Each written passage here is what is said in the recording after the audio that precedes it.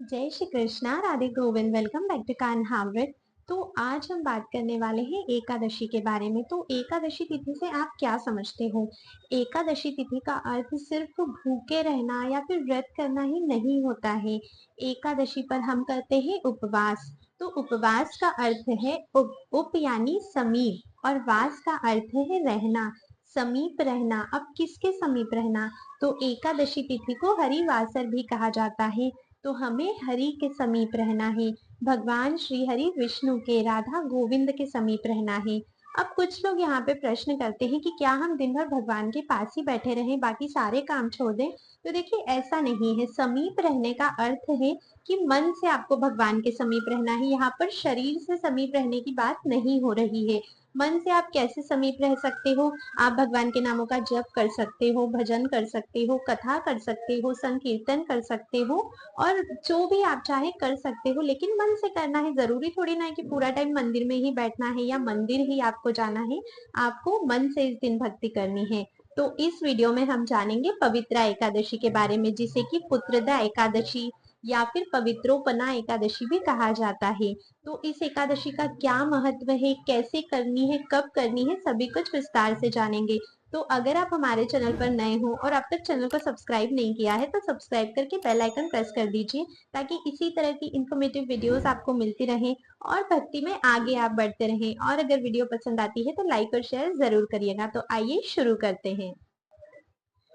तो आज हम बात करने वाले हैं पवित्रा एकादशी के बारे में, जिसे पुत्रदा एकादशी भी कहते हैं। ये एकादशी श्रावण मास के शुक्ल पक्ष में आती है, इसीलिए इसे श्रावण शुक्ल पक्ष की पुत्रदा एकादशी भी कहा जाता है, या फिर श्रावणी पुत्रदा एकादशी भी इसे कहीं कहीं कहते हैं।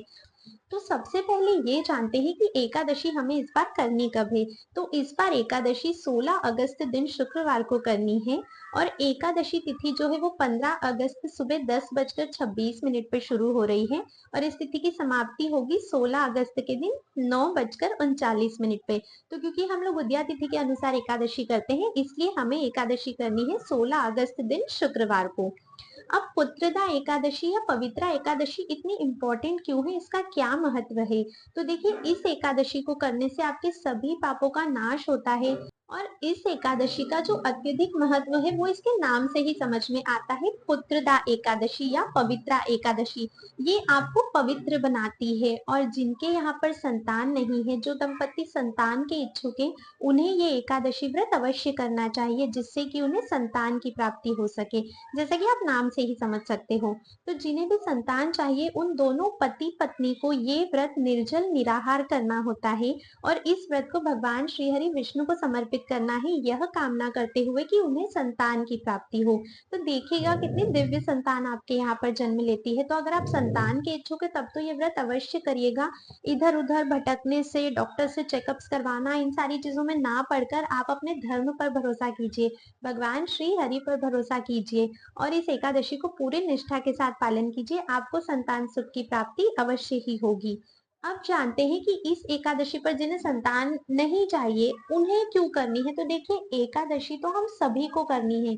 भगवान श्री हरि विष्णु को प्रसन्न जो करना है, कृष्ण की खुशी के लिए हमें एकादशी करनी है।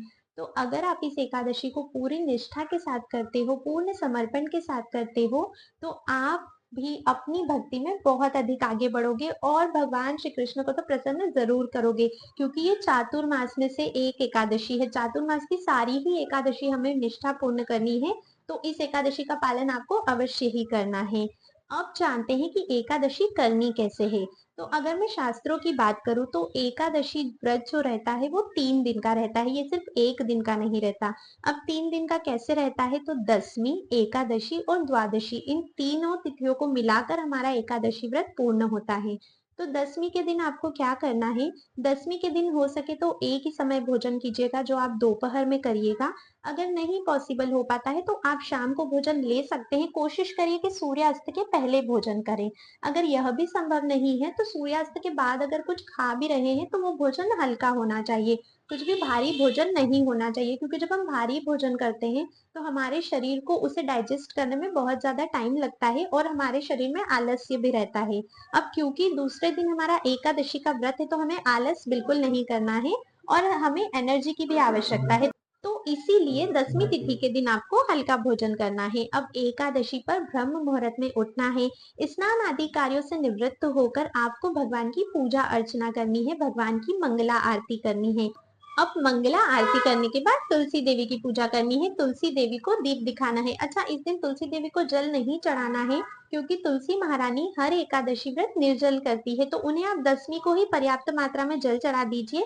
एकादशी और द्वादशी के दिन तुलसी महारानी को ना जल दीजिएगा और ना ही उनके पत्र उतारिएगा। अब आपको क्या करना है, तुलसी देवी की पूजा अर्चना करने के बाद देखिए आपकी एकादशी है, ठाकुर जी की नहीं है, तो ठाकुर जी के लिए भोग बनाइए, ठाकुर जी को भोग लगाइए और आपको करना है नाम जप। अगर आप घर पे ही है तो अपनी माला कंप्लीट कीजिए। अगर आप माला से जप नहीं करते हैं तो कोशिश करिए कि आप इस दिन से शुरुआत कर सकें। और अगर माला जप डेली करते हैं तो अपनी माला की संख्या को बढ़ाकर कीजिए, ग्रंथ पाठ करिए और जितना समय हो सके भगवान के समीप रहने की कोशिश करिए। अब अगर आप घर पर नहीं है, ऑफिस जाना है, कॉलेज जाना है, कई कार्य है आपको, तो कोई दिक्कत नहीं है, आप अपने कार्य कीजिए और मन से भगवान के समीप रहिए, भगवान के नामों का जप कीजिए और जो भी आप कर सकते हैं, मंदिर जा सकते हैं तो जाइए, नहीं तो मन से ही भगवान के समीप रहने की कोशिश कीजिए। शाम को फिर से पूजा अर्चना कीजिए। अब कोशिश करिएगा कि एकादशी वाले दिन टीवी, मोबाइल, फालतू की बातें करना, चुगली, निंदा, इन सब चीजों से दूर रहिएगा। जितना हो सके भगवान के समीप रहिए, भगवान के साथ समय व्यतीत कीजिए। जो भी थोड़ा बहुत टाइम मिलता है उसमें भगवान की स्तुति कीजिए।